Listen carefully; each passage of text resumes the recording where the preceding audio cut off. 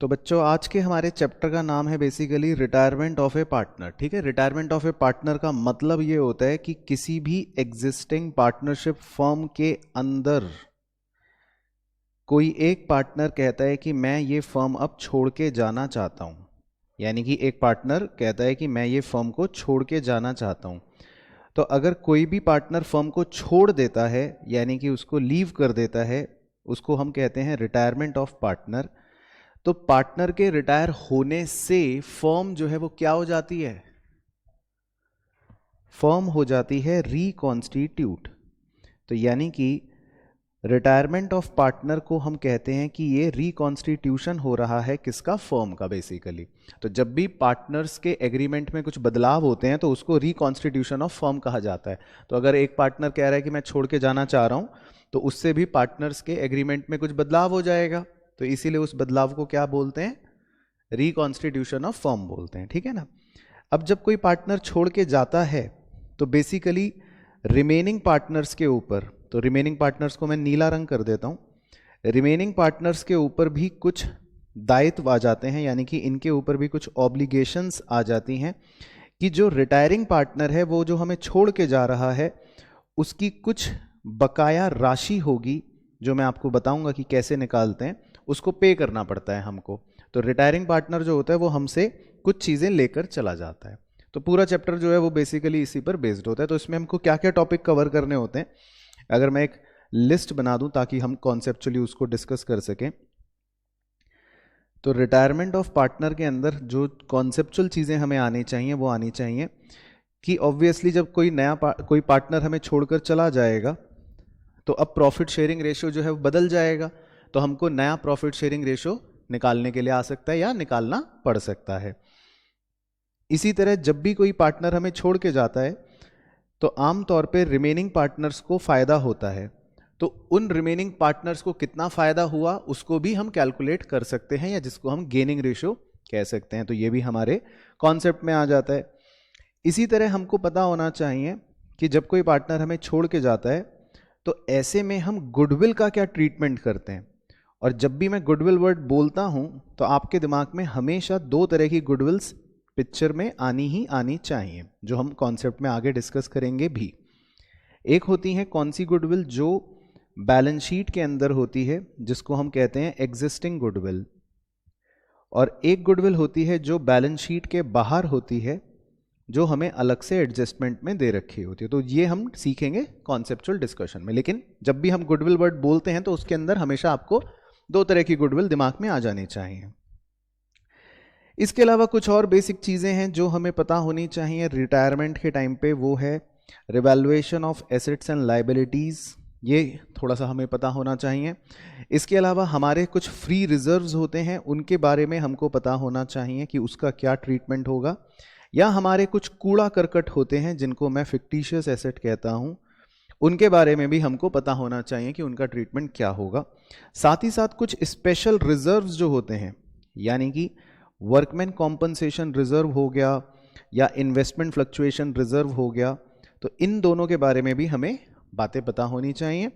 और बाकी जो रिटायरिंग पार्टनर है या जो बाकी सारे पार्टनर हैं, उन बाकी सारे पार्टनर्स या रिटायरिंग पार्टनर्स का हमें कैपिटल अकाउंट भी बनाने को आना चाहिए। Basically it is more of posting only, इसमें कोई नई चीज़ नहीं होती। और साथ ही साथ हमको ये भी बनाने को आना चाहिए कि रिटायर पार्टनर के जाने के बाद कंपनी की अब या फर्म की अब रिकॉन्स्टिट्यूटेड यानी कि नई वाली बैलेंस शीट कैसे बन सकती है। तो कुल मिलाकर बेसिकली चैप्टर के अंदर हमको ये सारी चर्चाएं करनी पड़ती हैं। बाकी क्योंकि आप ने सुन तो रखा ही है, फिर भी मैं लिख के काट देता हूं। दो चीज़ें जो हमको नहीं इसके अंदर कवर करनी होती वो ये कि रिटायरिंग पार्टनर के जाने के बाद कई बार बचे हुए पार्टनर्स अपनी कैपिटल को एडजस्ट भी कर लेते हैं, यानी कि जिसको हम कहते हैं कैपिटल एडजस्टमेंट। तो ये पोर्शन अब हमको स्टडी नहीं करना है। और इसी तरह रिटायरिंग पार्टनर जो होता है उसके जाने के बाद उसके लोन अकाउंट को भी सेटल करने को कहा जाता है, यानी कि कभी कभी रिटायरिंग पार्टनर के लोन अकाउंट को भी प्रिपेयर करने को कहा जाता है। तो ये भी अब हमको स्टडी नहीं करना है। तो ये दोनों पार्ट्स ऐसे हैं जो हमको अपने कोर्स के अनुसार स्टडी नहीं करने हैं, ठीक है ना। तो इन पर हम चर्चा नहीं करेंगे। तो बेसिकली हमारी चर्चा जो है कॉन्सेप्चुअल बाकी रिमेनिंग चीज़ों पर होगी। ठीक है, तो आज का मेरा टारगेट है कि हम सारा कॉन्सेप्ट डिस्कस कर लें ताकि अगले लेक्चर में इसके सवालों से सारी बातें समझ जाएंगे। ठीक है, तो हम कॉन्सेप्ट इसके आपको रिवाइज करवा देते हैं वन बाय वन। तो पहले मैं सबसे पहले फर्स्ट 2 कॉन्सेप्ट्स पर आपके साथ डिस्कशन कर लेता हूं। तो सबसे पहले मैं नए रेशियो और गेनिंग रेशियो से रिलेटेड जो भी बातें हैं पॉसिबल कॉन्सेप्चुअल, वो डिस्कस कर लेते हैं एक बार। अब इसके अंदर टोटल 3 प्रकार के केसेस हो सकते हैं, इसमें टोटल 3 प्रकार की बातें हो सकती हैं, तो मैं तीनों ही आपके साथ डिस्कस कर लेता हूं, चौथी इसमें कोई हो नहीं सकती। तो पहली प्रकार की बात तो इसके अंदर यह है कि हमको कोई नया रेशियो नहीं दिया, new ratio is not given. तो इसका मतलब क्या है, एक छोटा सा एग्जांपल लेता हूं, फिर आप मुझे बताना कि आपको समझ आया कि नहीं। हम मान लेते हैं कि किसी पार्टनरशिप फर्म में 3 पार्टनर्स हैं ए बी सी और उनका प्रॉफिट शेयरिंग रेशियो है 3:2:1। ठीक है, तो बताओ क्षितिज भाई, किस पार्टनर को रिटायर करने का मन कर रहा है तुम्हारा? सी। तो क्षितिज भाई ने कहा सर सी रिटायर्स। तो मान लेते हैं ए बी सी 3 पार्टनर्स थे और सी हमें छोड़कर चला गया। ठीक है, अब इसके बाद क्वेश्चन ने कुछ नहीं बोला, क्वेश्चन तो शांत हो गया, यानी कि कुछ भी नहीं बताया क्वेश्चन ने कि नया रेशो क्या है या किसने क्या करा, कुछ नहीं बोला, question is all together silent. तो अब अगर ऐसे में हमसे क्वेश्चन ये पूछे कि बताओ ए और बी का नया रेशो बताओ, तो आपका जवाब क्या होगा? 3:2, यानी कि सी को आप बाहर कर दोगे, तो सी को बाहर करके जो बच गया ए और बी बच गए, कितने बच गए ए और बी? 3:2। तो आपका जवाब हो जाएगा नया रेशियो ए और बी का है 3:2। और मजेदार बात ये कि ए और बी का अगर सवाल पूछ ले कि बताओ गेनिंग रेशियो क्या है, तो अभी आप क्या जवाब दोगे? 3:2। तो बेसिकली पहला केस जो है वो सबसे सिंपल केस है, जिसमें क्वेश्चन में अगर कुछ भी ना दे तो आप बचे हुए रेशियो को ही नया रेशियो भी ले लोगे और बचे हुए रेशियो को ही गेनिंग रेशियो भी ले लोगे। पहले इतना ओके हो गया? ठीक है। दूसरा केस में हो सकता है कि हमको नया रेशियो गिवन हो, यानी कि हो सकता है क्वेश्चन हमें न्यू रेशियो दे दे। तो इसका भी एक एग्जांपल बना लेते हैं छोटा सा। अब मान लेते हैं कि हमारे 3 पार्टनर्स थे ए बी सी, जिनका पुराना रेशियो था 3:2:1, इसको ओल्ड कह सकते हैं आप। और फिर जैसा कि क्षितिज भाई ने कहा कि सी रिटायर हो गया, तो हम सी को ही रिटायर कर देते हैं। तो सी के रिटायर होने के बाद इस बार क्वेश्चन खुद बता रहा है, यही इसमें मजेदार पॉइंट है, इस बार क्वेश्चन खुद बता रहा है कि ए और बी का नया रेशियो क्या है। तो ए और बी का नया रेशियो हम कुछ भी मान सकते हैं, मान लेते हैं कि क्वेश्चन ने बोल दिया कि ए और बी का नया रेशियो है 1:1 फॉर एग्जाम्पल, कि सी के जाने के बाद ए और बी का नया रेशियो कितना है? Equal, right. तो अब इस केस के अंदर आपको नया रेशियो निकालने की तो आवश्यकता नहीं है, वो तो खैर हमारे पास पहले से है। लेकिन इस केस के अंदर हम क्या एक नई चीज कैलकुलेट करते हैं, वो हम कैलकुलेट करते हैं कि गेनिंग रेशियो क्या है। गेनिंग रेशियो का मतलब है कि सी के जाने के बाद ए और बी को फायदा हो रहा है कि नुकसान हो रहा है, उसको हम गेनिंग रेशियो का नाम दे सकते हैं। तो इसमें मैं दोनों तरह की प्रोबेबिलिटीज डिस्कस कर लेता हूं, क्योंकि कुछ बच्चे किताब से भी पढ़ते हैं, कुछ बच्चे मेरे को फॉलो करते हैं।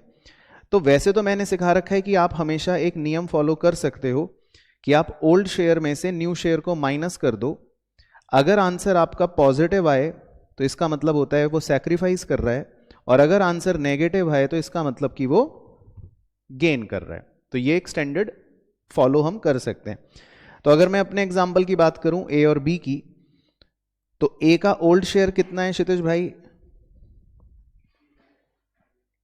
3/6। ओके, तो लिख लेते हैं ए के आगे 3/6। और बी का ओल्ड शेयर कितना है? 2/6। ठीक है, ये सबको क्लियर है? ठीक है, इसमें से आपने माइनस कर दिया न्यू शेयर। न्यू शेयर कितना है ए का? 1/2, क्योंकि ए और बी के नए शेयर्स जो दे रखे हैं क्वेश्चन के अंदर, या जो नया रेशियो दे रखा है वो दे रखा है इक्वल 1:1। तो ए का शेयर कितना हो गया नया? 1/2। और बी का शेयर कितना हो गया? 1/2, राइट। सबको ओके? तो अगर आप इसको कैलकुलेट करोगे तो ए का तो 0 आ गया, इसका मतलब ए ने कुछ नहीं करा। ए को पहले भी 3/6 यानी कि आधा मिलता था, और ए को अभी भी 1/2 यानी कि आधा मिलता है। तो यानी कि ए ने कोई गेन नहीं करा, ए ने कोई सैक्रिफाइस नहीं करा। और अगर आप बी का आंसर निकालोगे तो बी का आंसर क्या आना शुरू हो जाएगा, -1/6। तो इसका मतलब है कि गेन किसने करा, बी ने गेन करा। तो हम इसको ये कह सकते हैं कि ओनली बी गेन्स, यानी कि इस एग्जाम्पल में गेन किसने करा है, खाली खाली बी ने गेन करा है। तो क्लियर हो गया पॉइंट सबको, ओके। अब इसी चीज को किताब वाले दूसरी तरीके से भी दिखा देते हैं, या आप भी चाहो तो दूसरी तरीके से दिखा सकते हो, मैं वो भी डिस्कस कर लेता हूं। बहुत से लोग गेनिंग रेशो को निकालने के लिए न्यू शेयर या न्यू रेशो कह लो माइनस ओल्ड शेयर कर देते हैं। तो अगर हम new share minus old share करेंगे तो उस केस में बस आपको यह ध्यान रखना है कि फिर उस केस में आप पॉजिटिव वाले व्यक्ति को गेनिंग कहोगे और नेगेटिव वाले व्यक्ति को सैक्रिफाइसिंग कहोगे। तो आप चाहो तो gaining ratio new share minus old share करके भी निकाल सकते हो, बस उस केस में आपको अपने इंटरप्रिटेशन को बदलना पड़ेगा। तो उस केस में पॉजिटिव वाला गेनिंग हो जाएगा और नेगेटिव वाला सैक्रिफाइसिंग हो जाएगा, ठीक है। और अगर आप old share minus new share करते हो तो उस समय आपका इंटरप्रिटेशन रहेगा पॉजिटिव वाला सैक्रिफाइसिंग और नेगेटिव वाला गेनिंग। तो आप एग्जाम में दोनों में से कोई भी कर सकते हो। अल्टीमेटली एग्जामिनर क्या चाहता है कि आप निकालो सही कि कौन गेन कर रहा है और कौन सैक्रिफाइस कर रहा है। तो क्लियर हो गया। अब आते हैं जी इसके बाद तीसरे प्रकार पर। तीसरा प्रकार जो होता है उसके अंदर हम एक एग्जाम्पल करेंगे आपके साथ, एग्जाम्पल 3 के नाम से।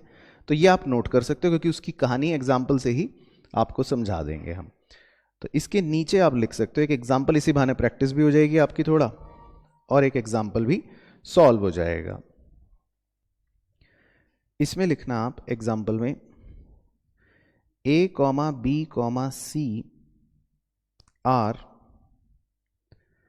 3:3:2 partners. Full stop. C retires and gave 1/9 from his share to B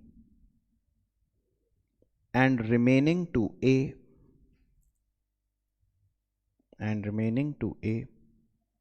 find, दो चीजें निकालनी है। Number 1 new ratio of A and B और नंबर 2 गेनिंग रेशियो। तो बेसिकली एक छोटा सा एग्जांपल है। तो इसमें ना तो हमको न्यू रेशियो दे रखा और ना ही ये क्वेश्चन साइलेंट है, तो ना तो ये केस 1 है ना ही ये केस 2, ये अलग ही कहानी होती है। तो इस तरह की कहानी में आपको नया रेशियो भी निकालना है और इस कहानी में आपको गेनिंग रेशियो भी निकालना है। तो 3 मिनट आपको पहले दिए जाएंगे बुद्धि लगाने के, फिर हम डिस्कस करेंगे।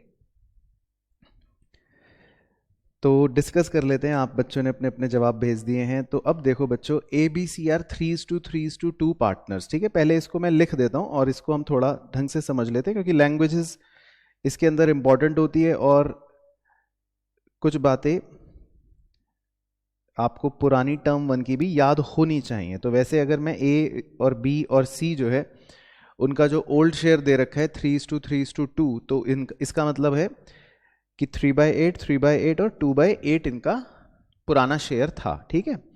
अब C रिटायर हो गया, तो C को मैं हाईलाइट कर रहा हूं ये बताने के लिए कि भाई C जो है वो तो हमको छोड़ के जा रहा है, तो C का शेयर कितना है 2/8, ठीक है। अब लिखा हुआ है C retires and gave 1/9 from his share, तो उसने अपने शेयर में से क्या दे दिया, 1/9 दे दिया, ठीक है। तो आपको याद है कुछ फ्रॉम और ऑफ करके कुछ होता था।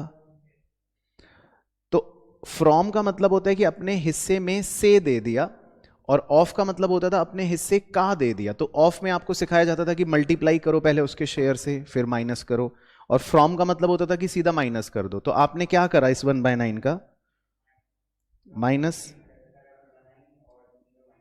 ठीक है। तो आपने C में माइनस करा है 1/9 और B में प्लस करा है 1/9। तो पहले ये इतना ओके हो गया, ठीक है।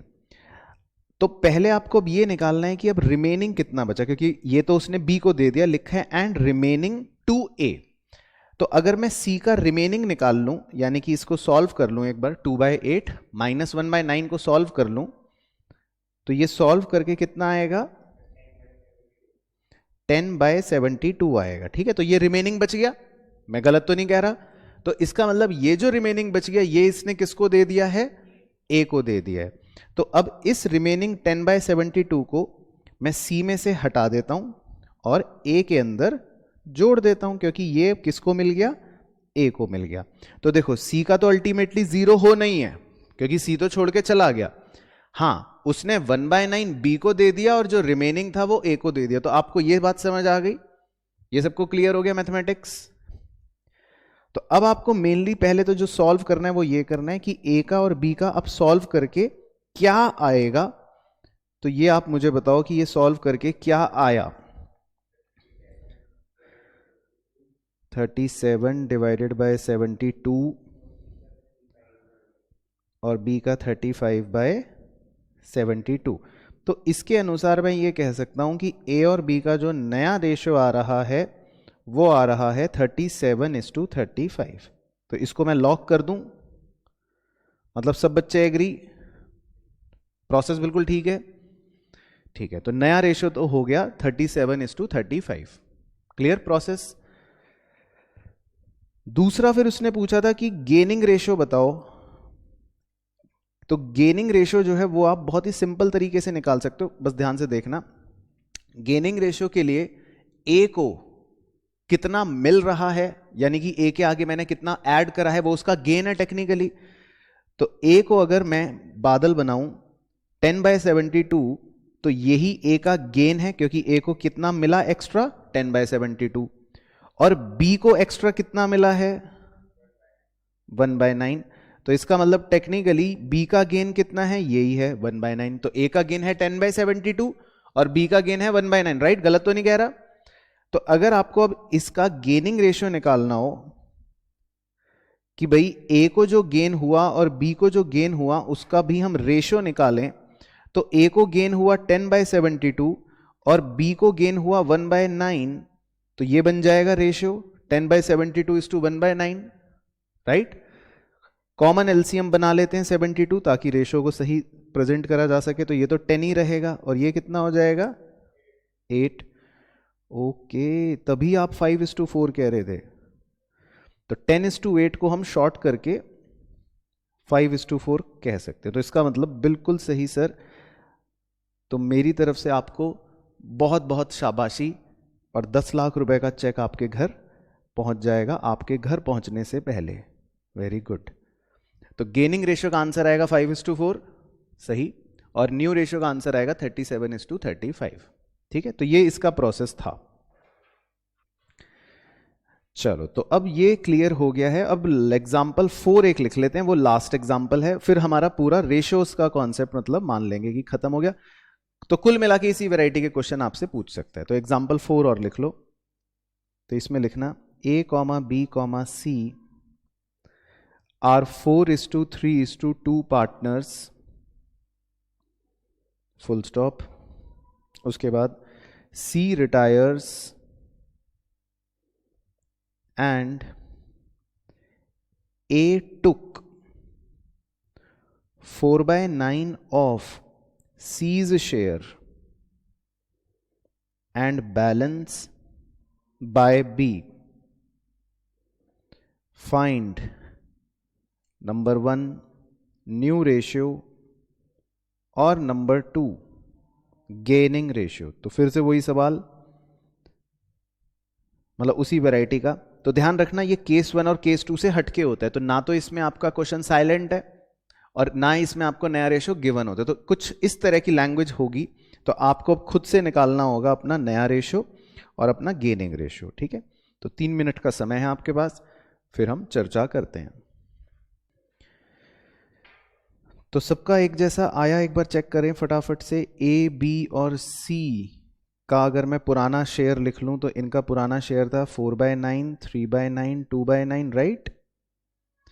और कौन रिटायर हो गया, सी रिटायर हो गया। अब इस बार लिखा है क्वेश्चन की लैंग्वेज के अंदर कि ए टुक 4/9 ऑफ सीज शेयर। तो इसका मतलब आपको बता ही दिया कि इसका मतलब सी के शेयर का वो 4/9 ले रहा है ए। तो आपको पहले सी के शेयर को 4/9 से मल्टीप्लाई करना पड़ेगा। तो सी का शेयर है 2/9, उसका 4/9 शेयर आप मल्टीप्लाई करोगे तो उतना तो सी में से हम हटा देंगे और उतना हिस्सा किसको मिल जाएगा, ए को मिल जाएगा। तो ए के अंदर आपने कितना प्लस करा होगा टेक्निकली, ए 8/81। तो क्या मैं सही कह रहा हूं, सब बच्चे एग्री? ठीक है क्षितिज भाई। फिर इसके बाद रिमेनिंग शेयर जो बच गया, अब रिमेनिंग शेयर कितना बचा अगर आप वैसे देखो सी का, तो ये बचेगा 10/81। तो इसका मतलब जो ये रिमेनिंग शेयर बच गया 10/81, ये सी किसको दे रहा है, बी को। तो बी के अंदर आप ऐड कर दोगे 10/81 और सी में से आप ये भी चाहे माइनस कर सकते हो 10/81। तो सी तो अल्टीमेटली जीरो होना ही है क्योंकि सी तो छोड़ के चला गया, राइट। तो बस इसको सॉल्व करके आपका फाइनली क्या आया, ए और बी को 44/81 और 37/81। तो इसका मतलब न्यू रेशियो तो आपका सीधा सीधा यहां से नजर आ गया 44:37। तो सबको क्लियर हो गया पॉइंट, 44:37 क्लियर। और दूसरा गेनिंग रेशियो उसने पूछा, तो गेनिंग रेशियो के लिए आपके पास सीधा सीधा ए का गेन कितना है, 8/81, ये ए ने गेन करा, और बी का गेन कितना है 10/81। तो अगर आपको ए का और बी का गेनिंग रेशियो निकालना है तो आप 8/81 और 10/81 का रेशियो निकाल सकते हो, जो कट शॉर्ट करके कितना आ जाएगा 4:5। तो सबको क्लियर हो गई कहानी, तो डन। ठीक है, तो बेसिकली ये कुछ एग्जांपल्स थे जो हमसे रिटायरमेंट के अंदर नए रेशियो में या गेनिंग रेशियो में निकलवाने के लिए दे सकता है। बाकी तो किसी भी तरह का क्वेश्चन इसी पर बेस्ड बन सकता है। अब हम डिस्कस करते हैं अपना दूसरा कॉन्सेप्ट आपके साथ, जो है ट्रीटमेंट ऑफ गुडविल को लेकर। तो इसका पहले बेसिक कॉन्सेप्ट डिस्कस कर देता हूं, फिर आपके साथ एक दो एग्जांपल्स भी करवा दूंगा। तो गुडविल के अंदर मैंने आपको बताया था कि हमेशा गुडविल वर्ड आते ही आप माइंड में दो चीजें हमेशा लेकर चलना। एक होती है एग्जिस्टिंग गुडविल। एग्जिस्टिंग गुडविल का मतलब होता है कि ये आपको कहां के अंदर, कहां दे रखी होगी, बैलेंस शीट के अंदर। और एक गुडविल होती है जो बैलेंस शीट के बाहर दे रखी होगी, यानी कि एक तरह से वो आप कह लो एडजस्टमेंट के अंदर दे रखी होगी, नीचे वाले पॉइंटों में दे रखी होगी। तो अब जो एग्जिस्टिंग गुडविल होती है उसको तो हम हमेशा क्या करते हैं, ऑलवेज राइट ऑफ करते हैं। क्या करते हैं क्षितिज भाई, ऑलवेज राइट ऑफ करते हैं। तो राइट ऑफ करने के लिए बचपन में नर्सरी के अंदर ही बच्चे को एक जर्नल एंट्री सिखाते हैं। वो जर्नल एंट्री होती है कि जितने भी पार्टनर्स हैं उन सारे पार्टनर्स को हम डेबिट कर देंगे किस रेशियो में, ओल्ड रेशियो में। तो ए बी सी अगर 3 पार्टनर्स हैं तो तीनों के तीनों को ही हम डेबिट कर देंगे किस रेशियो में, ओल्ड रेशियो में। और जो भी गुडविल दे रखी है उसको हम क्रेडिट कर देंगे। तो हमारी एग्जिस्टिंग गुडविल जो है वो क्या हो गई, राइट ऑफ हो गई। तो ये एंट्री होती है आपकी किस चीज की, गुडविल को राइट ऑफ करने की। अब जो गुडविल आपको एडजस्टमेंट में दे रखी होती है, यानी कि बैलेंस शीट के बाहर दे रखी होती है, उसकी कॉन्सेप्चुअल एंट्री हम बादल में लिख लेंगे और सिखाएंगे या करेंगे डिस्कस एक एग्जाम्पल के थ्रू। तो उसकी कॉन्सेप्चुअल एंट्री ये होती है कि जो भी अगर कोई गेनिंग पार्टनर है तो उस गेनिंग पार्टनर को हम डेबिट करते हैं, और हमें जो रिटायरिंग पार्टनर होता है उस रिटायरिंग पार्टनर को क्रेडिट करना पड़ता है। और अगर इत्तेफाक से कोई पार्टनर सैक्रिफाइसिंग हो तो उस सैक्रिफाइसिंग पार्टनर को भी हमें क्रेडिट करना पड़ता है। तो एडजस्टमेंट वाली गुडविल की कॉन्सेप्चुअल एंट्री जो बनती है वो ये बनती है जो आप बादल के अंदर देख रहे हो। तो पूरा गुडविल का कॉन्सेप्ट जो है वो इस समय आपकी स्क्रीन पर आपको नजर आ रहा है। ठीक है, अब इसके एक दो एग्जाम्पल करके मैं दिखा देता हूं कि किस तरह से इसका एप्लीकेशन करना है। ठीक है, तो एग्जाम्पल आप मेरे साथ लिख सकते हो। तो आप इसी के नीचे लिख लो एग्जाम्पल नंबर 1। तो एक छोटा सा एग्जाम्पल लिख लो, इसी से आपको सब कुछ समझ आ जाएगा ऐसा मैं जानता हूं। तो इसमें लिखना एग्जाम्पल नंबर 1 के अंदर x, y, z are 2:3:5 partners, full stop. Existing goodwill is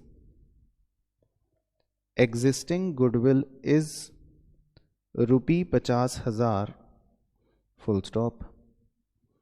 X retires and new ratio of y and z is 3:1, full stop. Goodwill is valued on retirement rupee 1,80,000. Generalized. तो एक छोटा सा example बनाया आपको सारी conceptual बातें सिखाने के लिए. तो इस एग्जाम्पल के अंदर आप देख रहे हो कि 3 पार्टनर्स हैं एक्स, वाई और जेड. तो पहले एक बार बेसिक एनालिसिस कर लेते हैं. तो एक्स वाई जेड का पुराना रेशियो क्या दे रखा है, ओल्ड रेशियो क्या दे रखा है, 2:3:5. फिर उनकी एग्जिस्टिंग गुडविल कितनी दे रखी है, 50,000. ठीक है. तो जब भी आपको एग्जिस्टिंग गुडविल नजर आए तो हमेशा ध्यान रखना कि आपको सबसे पहले सब कुछ रोक राख के उस एग्जिस्टिंग गुडविल को क्या करना है, हमेशा राइट ऑफ करना है. तो जैसे ही एग्जिस्टिंग गुडविल नजर आती है तो आपको सबसे पहले क्या कर लेना चाहिए, उस एग्जिस्टिंग गुडविल को राइट ऑफ कर लेना चाहिए. तो उसके लिए मैंने एंट्री बताई थी कि जितने भी पार्टनर्स होंगे उन सारे पार्टनर्स को आप डेबिट कर दो. तो एक्स भी डेबिट हो गया, वाई भी डेबिट हो गया, जेड भी डेबिट हो गया, और टू गुडविल अकाउंट, और उस गुडविल को क्रेडिट कर दो. तो 50,000 रुपए की गुडविल है वो एक्स के, वाई के और जेड के ओल्ड रेशियो में डिवाइड हो जाएगी. तो ये इसका मतलब एग्जिस्टिंग गुडविल राइट ऑफ होगी. तो पहले आप इतना कर दो फटाफट एंट्री, तब तक मैं इसको डिवाइड कर देता हूं. तो डिवाइड करके ये मेरे ख्याल से आएगा कितना, 10, 20, 10, 20, 30, 10, 15, 25. तो 10, 15, 25 एक्स, वाई, जी के कैपिटल अकाउंटों में डेबिट हो जाएगा. तो इन केस अगर आपको कैपिटल अकाउंट भी बनाने को बोला होता सवाल ने, तो बताओ कैपिटल अकाउंट में आप ये सारी पोस्टिंग कहां करते, डेबिट साइड पे कर देते. तो अगर कैपिटल अकाउंट बनाना पड़ता तो ये सारी पोस्टिंग आप एक्स, वाई, जी के कैपिटल अकाउंट के डेबिट साइड पे कर देते. ठीक है. अब इसके बाद मेन कहानी शुरू होती है जो हमारे लिए सबसे इंपॉर्टेंट है. जब भी कोई पार्टनर रिटायर होगा यानी कि एक्स, तो उसके रिटायर होने पे 100% आपको गुडविल की वैल्यू देगा क्वेश्चन. जैसे इस सवाल में गुडविल की वैल्यू क्या दे रखी है उसने, 1,80,000.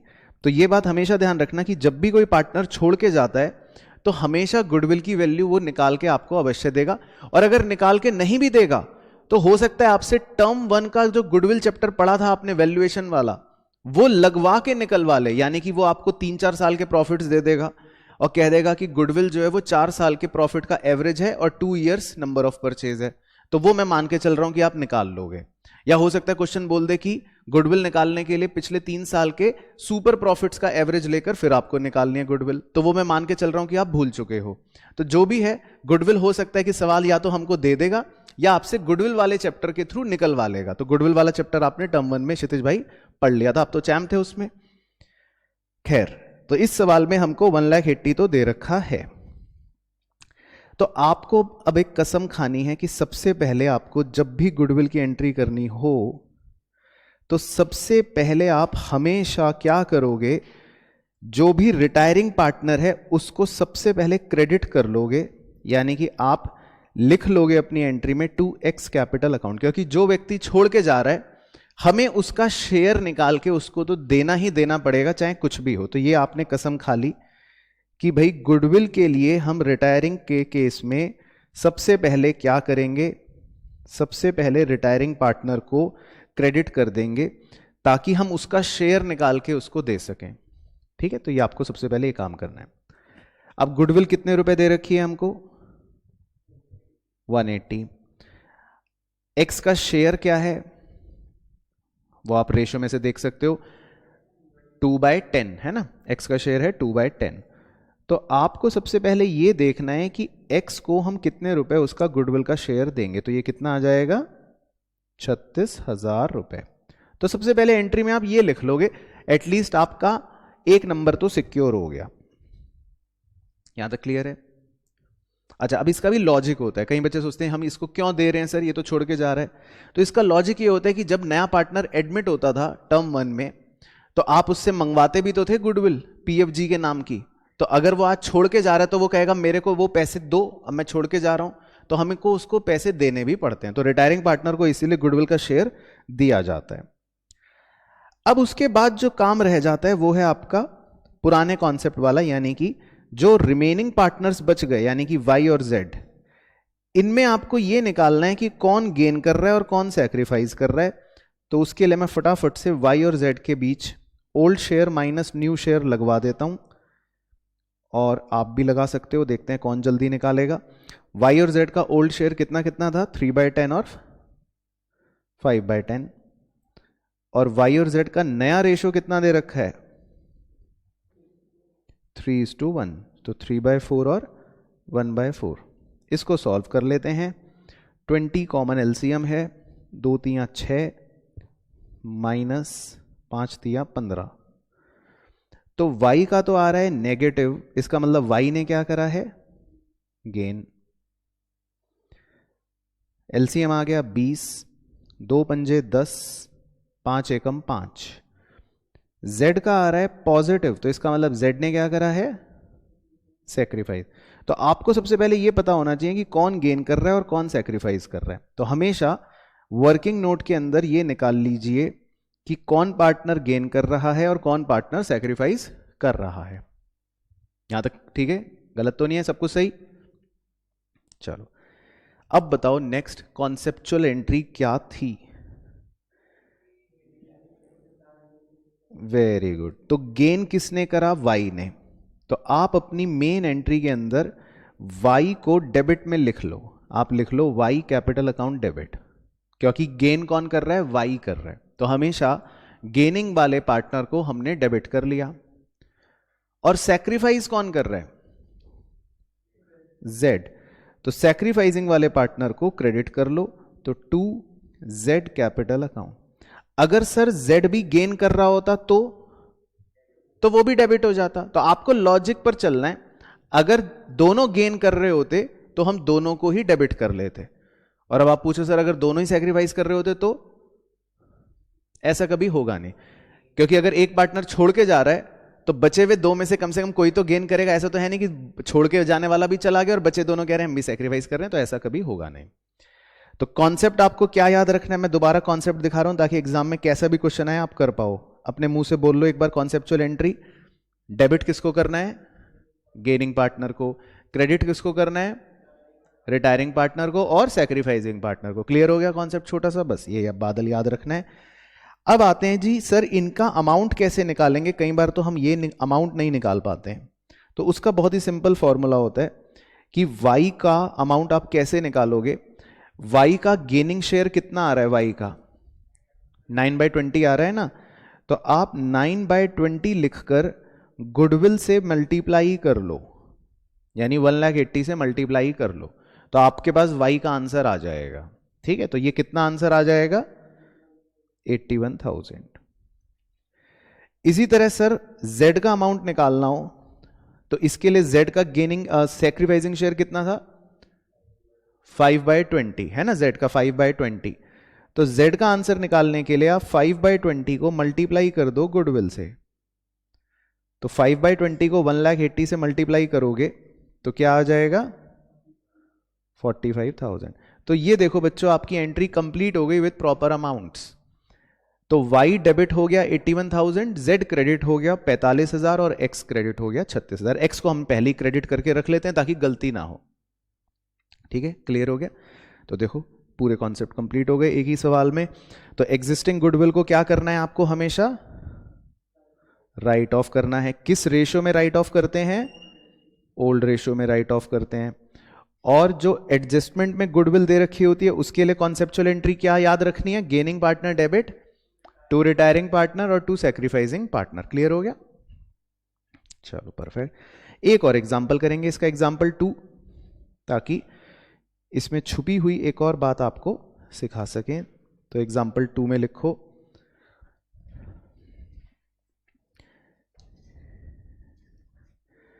A, B, C are 1:2:3 partners,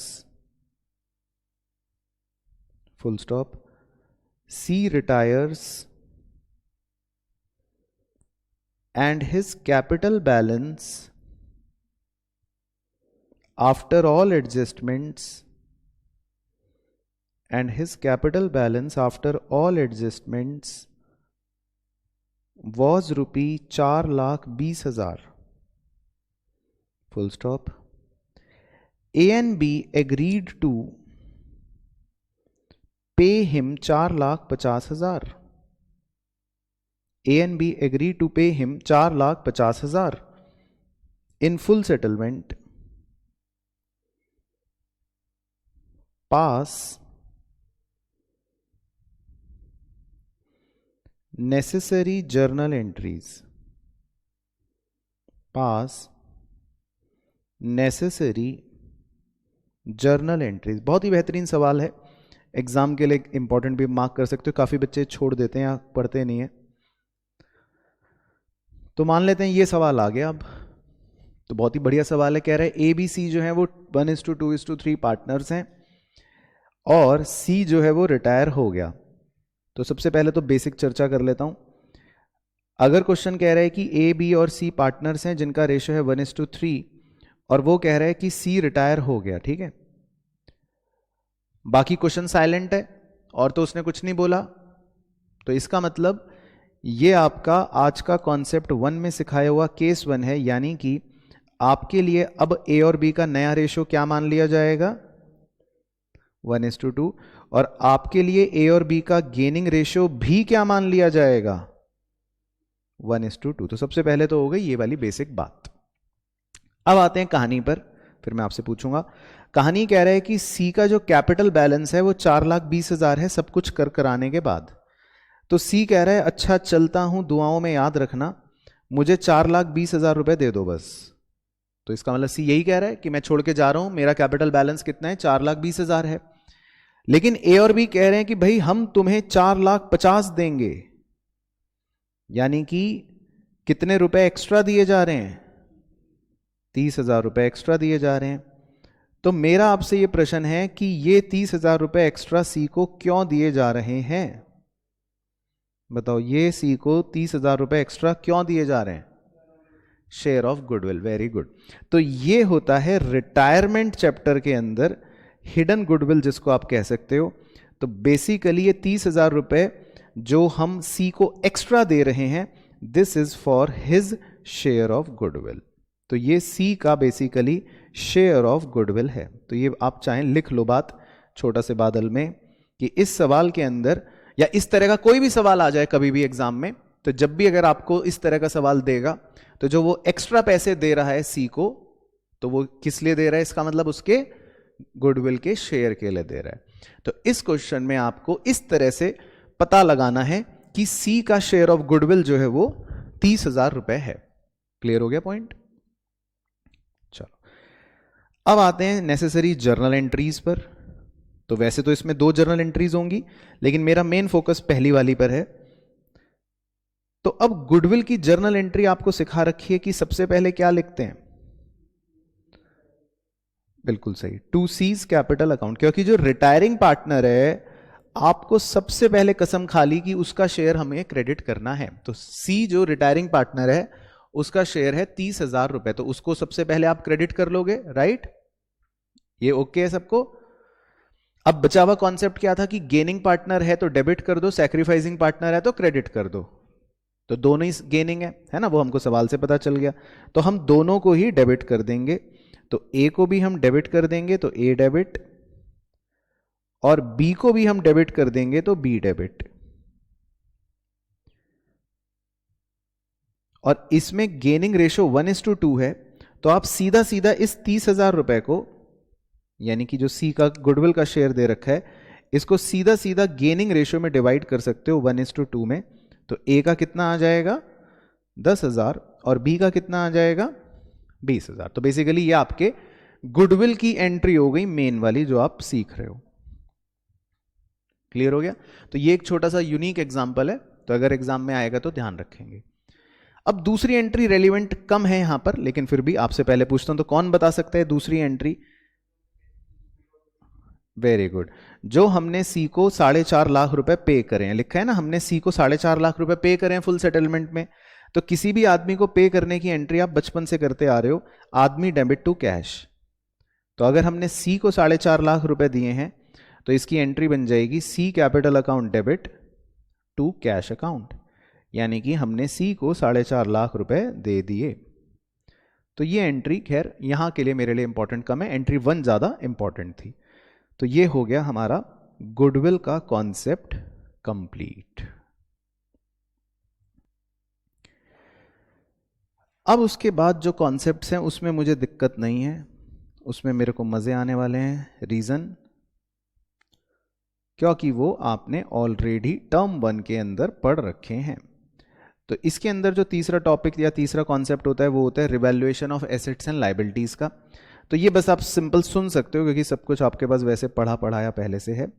तो revaluation of assets and liabilities का मेन कॉन्सेप्ट तो 100% सेम ही है, यानी कि हम इसके अंदर एक रिवैल्यूएशन अकाउंट प्रिपेयर करते हैं।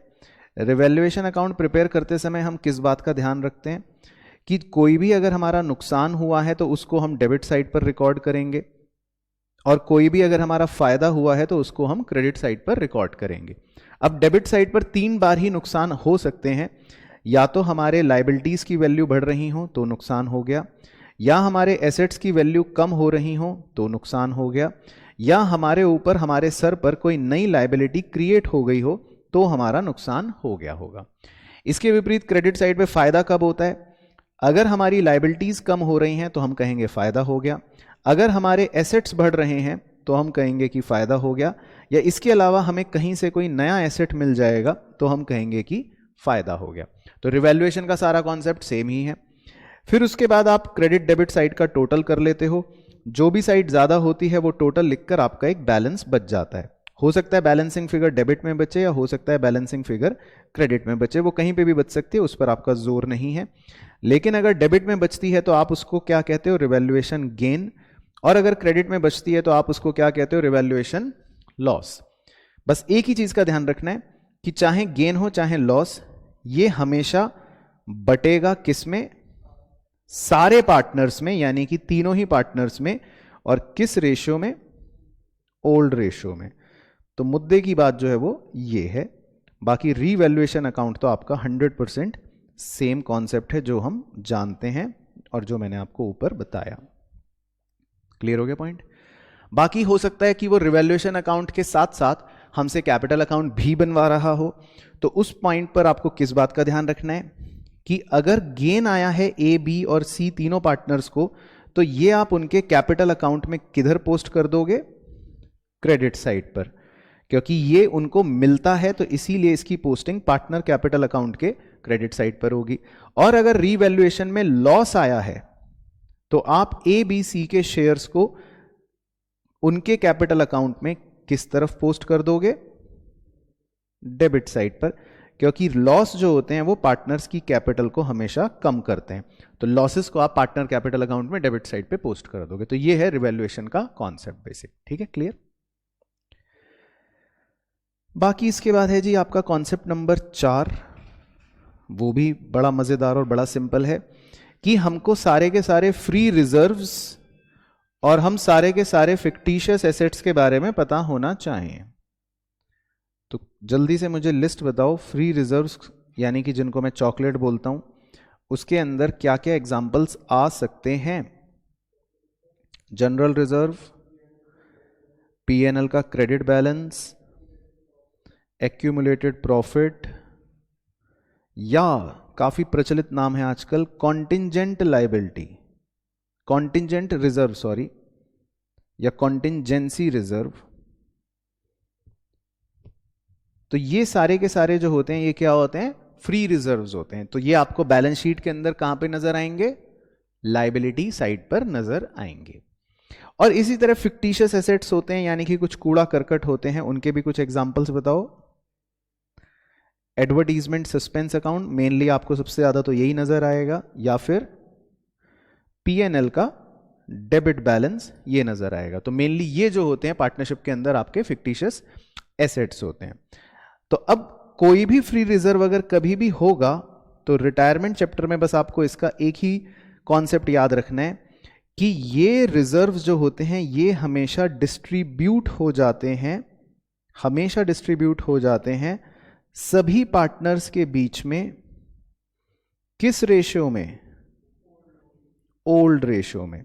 तो अगर आपने ये लाइन याद रख ली तो मतलब पूरा कॉन्सेप्ट आपका कंप्लीट। तो ये सारे के सारे रिजर्व जो होते हैं फ्री वाले, ये हमेशा सारे पार्टनर्स के बीच में क्या हो जाते हैं? डिस्ट्रीब्यूट हो जाते हैं ओल्ड रेशियो में।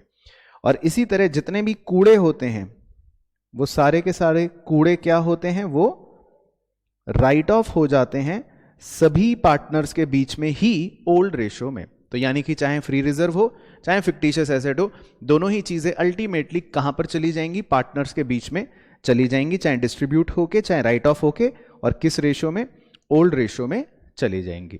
तो अगर इसकी जर्नल एंट्री करनी हो फ्री रिजर्व की, तो एंट्री बन जाएगी free reserve account debit to partners capital account. जितने भी पार्टनर्स हैं सबके बीच में आप ओल्ड रेशियो में बांट दोगे। और अगर एडवर्टीजमेंट, सस्पेंस या पीएनएल डेबिट या फिक्टिशियस एसेट को राइट ऑफ करने की एंट्री करनी पड़ जाएगी, तो एंट्री क्या हो जाएगी? Partners capital account debit to fictitious assets. और ये भी किस रेशियो में? ओल्ड रेशियो में। बाकी अगर क्वेश्चन कहता है पार्टनर कैपिटल अकाउंट बनाओ, तो आपको पार्टनर कैपिटल अकाउंट बनाते समय किस बात का ध्यान रखना है कि जब हम पोस्टिंग करेंगे तो पार्टनर कैपिटल अकाउंट के अंदर फिक्टिशियस एसेट की पोस्टिंग डेबिट साइड पर हो जाएगी, तीनों पार्टनर्स का जो जो भी शेयर होगा, और फ्री रिजर्व की पोस्टिंग पार्टनर्स के क्रेडिट साइड पर हो जाएगी, तीनों का जो जो भी शेयर होगा। तो ये बेसिकली पूरा ट्रीटमेंट हो गया फ्री रिजर्व और फिक्टिशियस एसेट का। ये भी क्लियर? इसके बाद अगला कॉन्सेप्ट जो है वो है स्पेशल रिजर्व्स का। स्पेशल रिजर्व्स आपके कोर्स में दो ही हैं, एक होता है workman compensation reserve. Workman compensation reserve के बारे में आपको ये सिखाया था कि ये बेसिकली इसीलिए बनाया जाता है पहले से बैलेंस शीट के अंदर कि अगर किसी मजदूर को चोट लग जाए काम करते समय और वो हमसे कोई क्लेम मांगने आ जाए, तो फिर हम उसको अपने रिजर्व में से पैसे निकाल के दे सकते हैं। तो इसके अंदर तीन मोटे मोटे केसेस हो सकते हैं।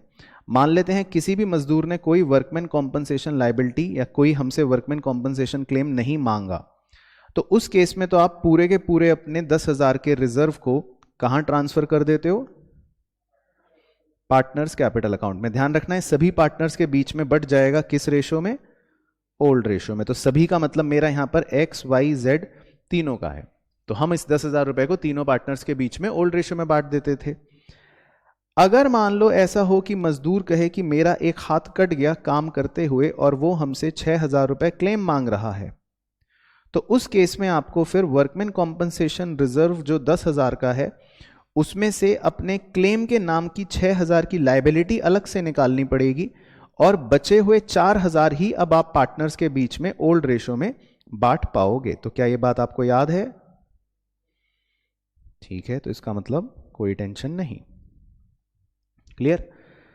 और इसमें यह भी बता दो कि ये जो 6,000 रुपए की आप नई लायबिलिटी क्रिएट करके दिखा रहे होते हो, इसको फर्म की रिकॉन्स्टिट्यूटेड बैलेंस शीट के अंदर आपको लायबिलिटी साइड पर दिखाना पड़ेगा, because it is a new liability for the firm. तो इस बात का भी आपको ध्यान रखना है कि ये 6,000 रुपए आप कहां पर शो करोगे? बैलेंस शीट के लायबिलिटी साइड पर शो करोगे। और फिर हो सकता है कि मान लो केस 3 कुछ ऐसा हो जाए कि मजदूर बोले कि साहब मेरे तो दोनों हाथ कट गए हैं और वो आपसे वर्कमैन कॉम्पनसेशन क्लेम मांग रहा है 16,000 रुपए का, यानी कि जितना आपका रिजर्व है उससे भी ज्यादा।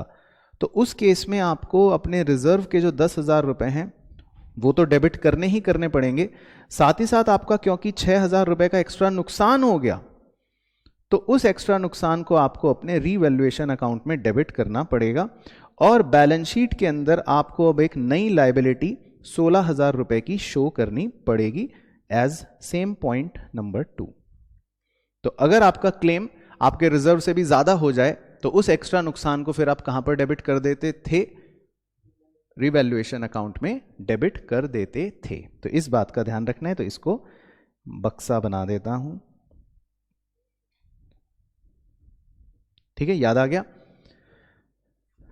चलो,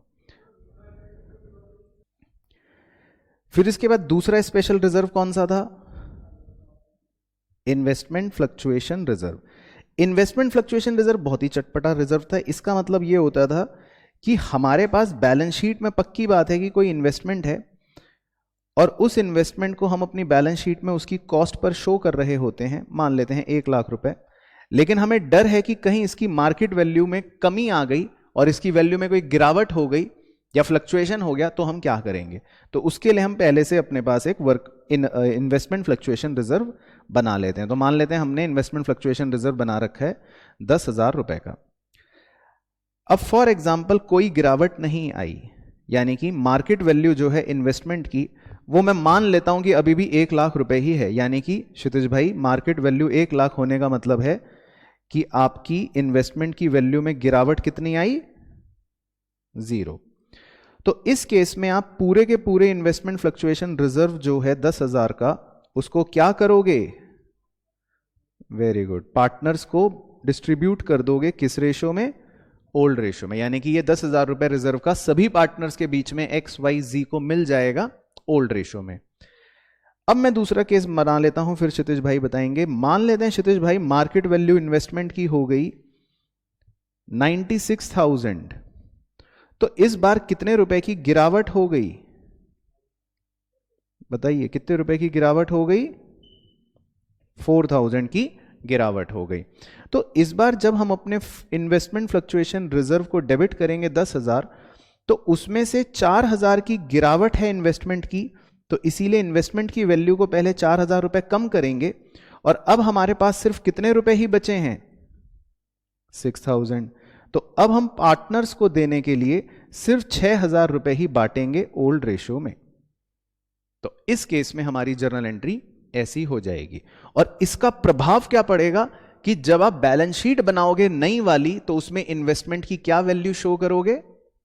96,000, क्योंकि उसकी वैल्यू में 4,000 की गिरावट आ गई है। तो बेसिकली ये जो मार्केट वैल्यू होती है, इस 96,000 को या मार्केट वैल्यू को आप अपनी नई बैलेंस शीट में शो करते हो, क्योंकि इन्वेस्टमेंट की वैल्यू में अब 4,000 की गिरावट आ गई है।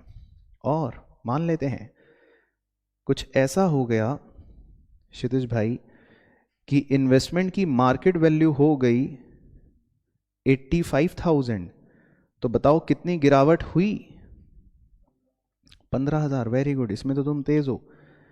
तो इस बार जब हम इन्वेस्टमेंट फ्लक्चुएशन रिजर्व को डेबिट करेंगे 10,000, तो ये गिरावट की भरपाई नहीं हो पा रही क्षितिज भाई, अभी भी 5,000 रुपए की कमी पड़ गई। तो उस कमी को आप कहां से पूरा करेंगे?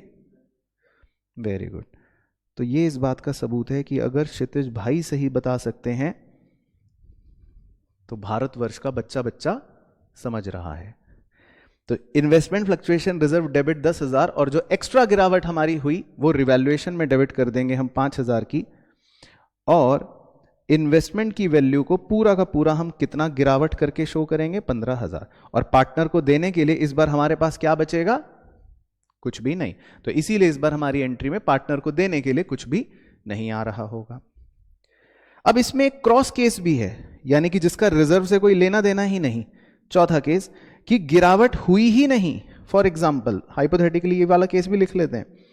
तो मान लेते हैं क्षितिज भाई गिरावट हुई ही नहीं और इन्वेस्टमेंट की मार्केट वैल्यू हो गई 1,05,000, तो इस बार तो हमारी कोई गिरावट ही नहीं हुई, राइट? तो इस बार तो हमें दो एंट्रियां करनी पड़ेगी। सबसे पहले तो हम अपने पूरे के पूरे 10,000 के रिजर्व को किसे दे देंगे? पार्टनर्स को दे देंगे ओल्ड रेशियो में। हम कहेंगे ले लो ये पूरे रिजर्व के पैसे, क्योंकि हमारी तो कोई गिरावट हुई ही नहीं है। उल्टा हमारा क्या हुआ है? फायदा। तो हमारी तो इस बार इन्वेस्टमेंट की वैल्यू बढ़ गई है 5,000 से, तो हम इस 5,000 की बढ़ोतरी को अपने रीवैल्यूएशन अकाउंट में क्रेडिट कर देंगे, क्योंकि ये हमारे लिए क्या हो गया है? फायदा। तो इस केस में आपकी ये वाली एंट्रियां हो जाएंगी। एंड बैलेंस शीट में हमेशा ध्यान रखना, बैलेंस शीट में आप इन्वेस्टमेंट किस वैल्यू पर शो करते हो? मार्केट वैल्यू पर। तो चाहे कोई भी केस हो, आपकी बैलेंस शीट के अंदर इन्वेस्टमेंट्स हमेशा कब किस वैल्यू पर शो की जाती हैं? मार्केट वैल्यू पर। तो ये था कॉन्सेप्ट इन्वेस्टमेंट फ्लक्चुएशन रिजर्व का। ये भी क्लियर? और इसके बाद लास्ट कॉन्सेप्ट जो होता है, वो कोई कॉन्सेप्ट नहीं है बेसिकली, वो हमारी क्लास 11th है बेसिकली, कि सारी की सारी जर्नल एंट्रीज को हम पोस्ट कर देते हैं कहां पर? पार्टनर्स कैपिटल अकाउंट में। तो हो सकता है क्वेश्चन हमसे पार्टनर्स कैपिटल अकाउंट और बैलेंस शीट का प्रिपरेशन करवा ले, या बैलेंस शीट का करवा ले खाली, या खाली पार्टनर्स कैपिटल अकाउंट का करवा ले। तो इसका कोई कॉन्सेप्ट कुछ नहीं है, टू बी ऑनेस्ट। इसमें तो सिर्फ आपको पोस्टिंग करनी आनी चाहिए। तो मैं पोस्टिंग का एक बार रफ ढांचा आपके साथ डिस्कस कर लेता हूं। तो मान लेते हैं हमारे 3 पार्टनर्स हैं ABC, तो आप उनके लिए कॉलमनर फॉर्मेट बना लेंगे, क्रेडिट साइड का और डेबिट साइड का। नाम रख लेते हैं ABC। तो बताओ क्षितिज, किसको रिटायर करें इस बार? A। तो क्षितिज भाई कह रहे हैं A को रिटायर कर देते हैं। तो मान लेते हैं A महोदय रिटायर हो रहे हैं, हाईलाइट कर दिया। तो अब आपको जब पोस्टिंग्स करेंगे तो आपको तीनों के बैलेंस लिखने हैं जो गिवन होंगे। इसके अलावा कोई फ्री रिजर्व अगर आपने दिया है तीनों को तो वो लिखेंगे। इसके अलावा अगर आपने कोई रीवैल्यूएशन में गेन निकाला था तीनों का तो वो लिखेंगे। डेबिट साइड पे हो सकता है आपने कोई एग्जिस्टिंग गुडविल राइट ऑफ करी हो तो वो लिखेंगे। हो सकता है आपने कोई फिक्टिशियस एसेट राइट ऑफ करा हो तो वो लिखेंगे। हो सकता है आपका रीवैल्यूएशन में कोई लॉस आया हो तो वो लिखेंगे। और आज का कॉन्सेप्ट नंबर 2 क्या सीखा था सर? याद नहीं आ रहा।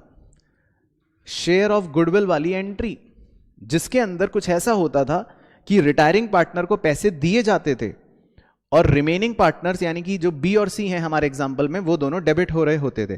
तो उसको मैं लाल कलर से दिखा रहा हूं करके पोस्टिंग। तो अगर हम B को और C को डेबिट कर रहे हैं तो B और C में डेबिट साइड पर पोस्टिंग आ रही होगी और नाम होगा 2A, और उसी की पोस्टिंग क्रेडिट साइड पर A के खाते में जा रही होंगी बाय B और बाय C के नाम से।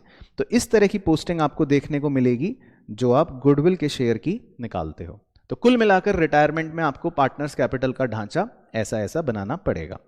फिर जब आप ऐसा ढांचा बना लेते हो और टोटल कर लेते हो तो उसके बाद B और C के लिए तो हम लिख सकते हैं टू बैलेंस CD, क्योंकि B और C तो आगे बिजनेस को कंटिन्यू करेंगे तो उनके बैलेंसेस तो as usual to balance CD में आ जाएंगे। पर सबसे मुद्दे की बात जो मैं आपसे पूछूंगा वो ये कि रिटायरिंग पार्टनर का जो बैलेंस बच रहा होता है, यानी कि मान लेते हैं ये फिगर नीले रंग वाली, इस फिगर को आप क्या लिखते हो? इसका पर्टिकुलर क्या होता है? तो आइए इस पे भी चर्चा कर लेते हैं।